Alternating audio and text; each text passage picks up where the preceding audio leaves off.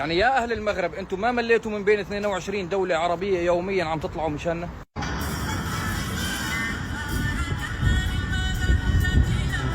من بين 22 دولة عربية المغرب الوحيد اللي يوميا عم بيطلعوا في المظاهرات، وكل جمعة عم يطلعوا مظاهرة مليونية تقريبا.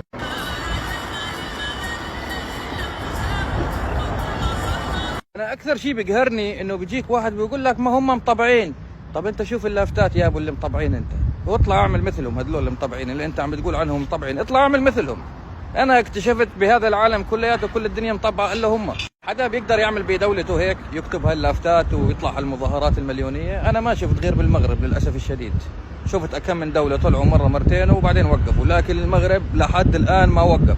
هسه ينطلق واحد راسه مربع يقول لك طب هاي المظاهرات شو بتفيد؟ ليش؟ لأنه هو مو قادر حتى يطلع يعبر عن رأيه في بلده. من هذا المنبر بنوجه كل الحب والاحترام لأهلنا في المغرب.